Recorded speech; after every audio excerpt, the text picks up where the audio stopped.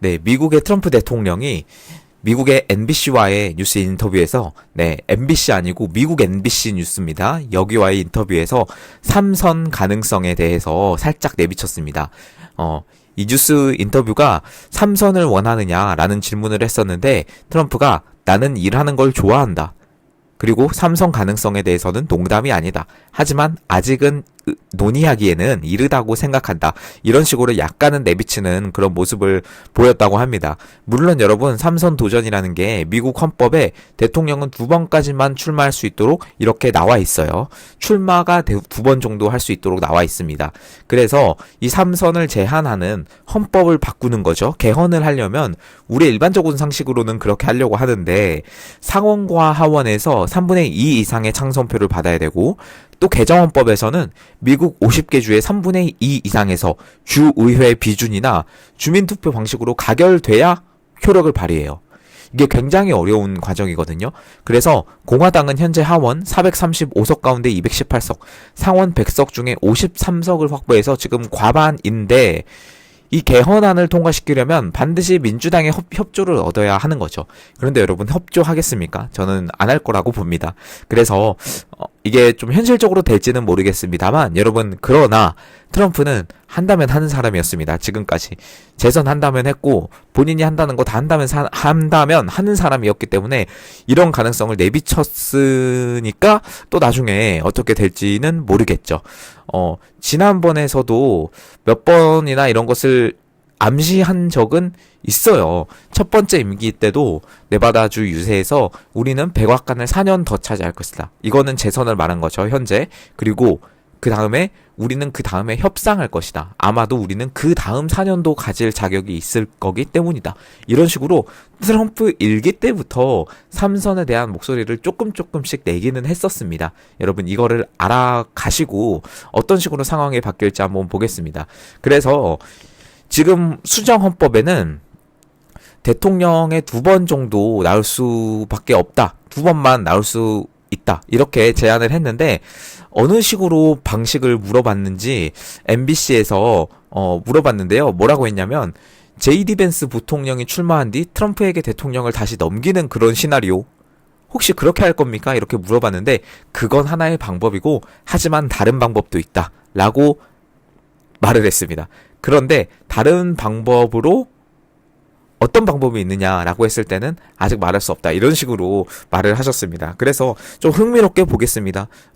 일단은 삼선이 제한된 거는 맞습니다만, 트럼프의 머릿속에는 어떤 로드맵이 있는지 굉장히 궁금합니다. 네, 저도 이거는 좀 다른 뉴스가 나오면 더 전달해 드리도록 하겠습니다. 항상 제가 이 미국이나 트럼프 뉴스를 전해드리는 이유가 뭐냐면, 지금 국내 정치적으로만 보면 이 나라가 왜 이러고 있는지, 이 대한민국이 도대체 왜 이렇게 싸우고 있는지 여러분 이해가 안 가는 경우가 많아요. 저들은 왜 이렇게 난리일까? 윤석열 대통령님을 왜 이렇게 탄핵시키려고 난리일까? 왜? 본인들이 낭떠러진데, 윤석열 대통령이 돌아온다면 왜 본인들이 낭떠러진지, 이거를 국내적인 것뿐만 아니라 국제적으로 좀 이해할 필요가 있습니다. 지금 왜 저렇게 마은혁을 임명시키려고 하는지. 마은혁만 임명하면 인용이라고 보는 게 여러분 저도 맞거든요. 저도 그렇게 생각합니다. 그래서 마은혁은 정말 막아야 돼요. 지금 말도 안 되는 법안이나 뭐 이런 것들을 남발하고 있는 민주당인데요. 이거는 여러분 위헌 정당 해산 청구에 대해서도 제가 어제 말씀드렸지만 꼭 해야 된다고 봅니다. 꼭 해야 된다고 봅니다. 여러분, 어제 그 차명진이라는 사람이 SNS에 글을 올려서 많은 분들이 보셨을지 모르겠는데요. 이것도 굉장히 여러분이 한번 보셨으면 하는 글이기 때문에 제가 가져왔습니다. 뭐 이 차명진에 대해서 어떻게 생각할지는 모르겠지만, 그런 거 상관없이 그냥 이 마은혁을 개인적으로 알고 있는 사람이기 때문에 여러분이 한번 보시면 되겠습니다. 일단 같은 학교 같은 과예요. 그렇기 때문에 친분이 있는 거죠. 한번 제가 보여드리겠습니다. 마은혁은 나의 대학교 같은 과 2년 후배입니다.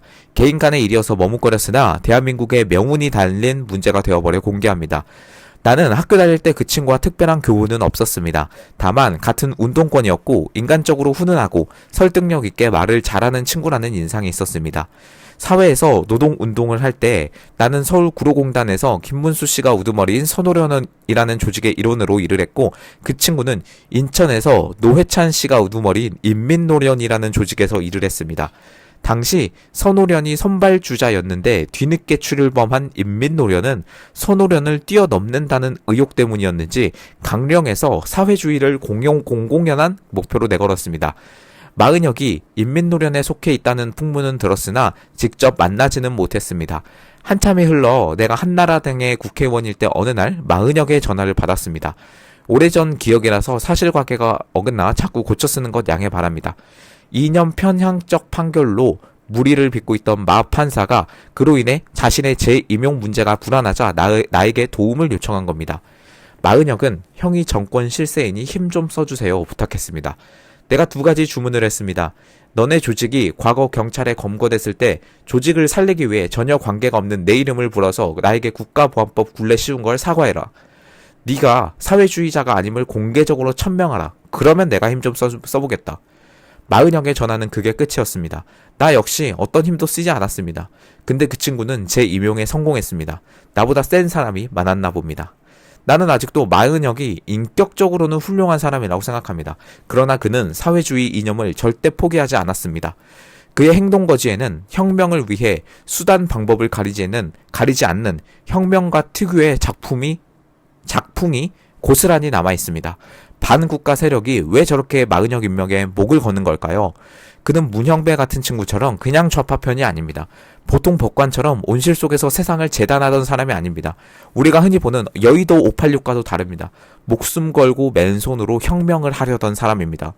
헌법재판소를 확실히 적화하는 공작을 할 수 있는 1급 요원입니다. 네, 여러분 이 글 읽으시고 어떤 생각이 드시나요? 저는 소름이 쫙 돋았습니다. 소름이 쫙 돋았어요. 임명을 여러분 이거는 꼭 막아야 돼요. 임명을 꼭 막아야 되고요. 헌법재판소를 확실히 적화하는 공작을 할 수 있는 1급 요원이라고 소개를 했습니다. 문영배처럼 그냥 좌파편 그 정도가 아니라 목숨 걸고 맨손으로 혁명을 하려던 인민노련 출신의 마은혁. 여러분 꼭 막아야 되지 않겠습니까? 마은혁이 아니더라도 좌파 판사를 밀어넣으려고 하는데 지금 여러분 민주당에서 이렇게까지 한 헌법재판관을 밀어넣으려고 국가 전체를 마비시키려는 국무위원을 줄타넥하겠다라는 말까지 하면서 이 마은혁 한 사람을 위해서 이렇게 하고 있습니다. 과연 차명진이 말했던 마은혁의 재임용을 도왔던 사람은 누굴까요? 개인적으로 정말 궁금하고요. 여러분 이런 사람을 지금 밀고 있다는 겁니다. 국민들이 많이 알아야 돼요. 여러분 이런 상황에서 지금 어제 또 이런 뉴스가 나왔습니다. 재판관 임명 안 하면 징역. 여러분 재판관 임명을 안 하면 징역을 때려버리는 법을 민주당에서 발의를 했어요. 일명 한덕수 최상목 방지법이라고 합니다. 헌법재판소의 결정을 따르지 않거나 재판관 임명을 고의로 지연하면 징역형 처벌이 가능하도록 한 법안을 지금 추진을 하고 있다고 합니다. 딱 2사람을 위해서 법안을 만들고 있는 거예요. 한덕수랑 최상목. 여러분 이게 지금 정상이 아닙니다. 정상이 아닙니다. 지금 저들은요. 수단과 방법을 가리지 않고 지금 이렇게 하고 있어요. 여러분 수단과 방법을 가리지 않습니다. 우리는 근데 너무 이 국힘 정치인들도 물론 지금 고발하고 이렇게 하고 있는데 너무나 좀 약해요. 약합니다. 민주당처럼 이런 실질적인 수를 좀 쓸 필요가 있다라고 저는 생각이 듭니다. 물론 조금 더 많이 나오겠죠. 조금 더 많이 나오겠는데 또 이어서 여러분 어떤 법까지 세트로 발의한지 아십니까? 대통령 대행 헌법재판관 지명금지법. 여러분 이게 또 오늘 법사위에 어제죠 상정이 됐습니다. 네, 이건 또 무슨 말이냐면요, 대통령 권한 대행이 헌법재판관 지명을 행사할 수 없도록 만드는 법안이에요. 여러분 이거는요 배경이 무슨 배경인지를 아셔야 돼요. 지금 저들이 어떤 걸 예상하고 있냐면 문형배 이미선의 임기가 4월 18일이죠. 그 뒤로 윤석열 대통령님의 탄핵 선고가 미뤄질 수도 있겠다 라는 가정하에서 이 법을 만든 거예요. 이 법을 만든 거예요. 여러분 앞에는 마은혁을 임명하지 않으면, 그러니까 마은혁뿐만 아니라 대통령 권한 대행으로서 헌법재판소의 결정에 따라서 헌법재판관을 임명하지 않으면 징역형에 말 그대로 깜빵에 보내버리겠다라는 법을 만든 거고, 이 법은요, 그러니까 이번에 두 번째로 제가 소개해드린 대통령 대행의 헌법재판관을 지명할 수 없도록 만든 거는 문형배 임의선이 나가는 4월 18일 이후로도 대통령 권한대행이 헌법재판관을 새로 꽂아 넣을 수 없도록 만드는 거예요. 여러분 이게 굉장히 지금 모든 수단과 방안을 다 동원해서 한덕수 대행과 최상목과 국무위원들을 압박하고 있는 그런 상황입니다. 네, 여러분 지금 두 명이 나가면은 대통령 권한 대행이 어떻게든 뭐 마은혁 뿐만 아니라 두 명을 더 넣어야 되는 그런 상황인데 그거를 아예 못하게 틀어막는 거죠. 근데 한쪽에서는 대통령 권한 대행이 헌법재판소의 결정을 따르지 않고 재판관의 임명을 하지 않으면 깜빵에 보내겠대요. 이거 뭐 어쩌라는 말입니까? 이거 뭐 어쩌라는 거예요. 여러분 지금 근데 그들을 논리적으로 이해할 필요가 없습니다. 법리적으로 이해할 필요가 없습니다. 그냥 지금은 말 그대로 멸망전이고요. 지금 개싸움에 들어간 거예요, 여러분. 이 상황에서 국민의힘이 더 빠르고 더 신속하고 움직여줘야 됩니다. 그리고 한덕수 국무총리도 지금 마음속이 복잡할 거예요. 뭔가 결단을 해야 되는데 이게 맞나 싶을 거고, 분명히 최상목 대행과 이렇게 상의를 해서 하겠지만, 여러분, 지금 우리가 더 응원해줘야 될 때입니다. 근데 우리가 지금 여기서 지친다? 그러면 민주당이 발의하는 법들 보세요. 지금 뭐 법안이나 이런 거 여러분 봐도 진짜 끝도 없이 나오고, 숙제하기가 너무 힘듭니다, 진짜로. 이런 상황에서 이런 법까지 막 나오니까 진짜 어이가 없는 거죠. 볼수록 어이가 없습니다. 이런 상황에 대고 권성동이 지난 72명을 고발한 거에 이어서 오늘은 다시 한번 말을 했는데요. 마은혁 법복 입은 좌파 활동가 거취 결정해야, 이런 식으로 말씀을 했는데요. 그 비상대책위원 회의에서 국민의힘이 이제 발언을 한 건데요. 저는요, 이거 조금 워딩을 좀 세게 해야 돼요. 법복 입은 좌파 활동가 거취 결정해야 뭐 이런 식으로 하면 안 됩니다. 앞에서 여러분 차명진 님이 그 글 쓴 거 보셨죠? 인민노련 출신의 사회주의 이념에 사로잡힌 혁명가라고 말했어요. 사회주의 혁명가, 헌법재판소를 완전히 적화할 수 있는 1급 요원이다, 이런 식으로 말했는데 지금 법복 입은 좌파 활동가 거취 결정해야, 이런 식으로 저기 좀 너무 약하게 말씀하시면 안 됩니다. 국민들에게 좀 프레임이 확 쓰여지게 저런 식으로 말을 해야죠. 국민의힘에서. 물론 그 고발한 건 잘했는데 조금 더 강하게 지금 민주당이 하는 거 보고 쟤네들이 어떻게 움직이는지 좀 보시고 잘했으면 좋겠습니다. 여러분 지금 심각한 상황이고요. 주진우 의원 같은 경우도 민주당 69명에 이어서 또 형사 고발까지 했습니다. 어제 오후죠. 1시 30분에 그 김어준, 이재명, 강유정 외 69인을 내란 음모, 내란 선전성동 혐의로 형사 고발까지 했어요. 내용 첫 번째는 탄핵 협박 및 정부 마비 시도 라는 거고, 두 번째는 김어준의 내란 선동입니다. 이걸로 형사 고발을 했기 때문에, 네, 이것도 잘했습니다. 저는 뭐 잘한 거 가지고 무조건 국민의힘 비난하거나 그런 사람은 아닙니다. 명분이 생긴 거죠. 이제 명분이 생겼으니까 좀 빠르게 이렇게 움직였으면 좋겠고요.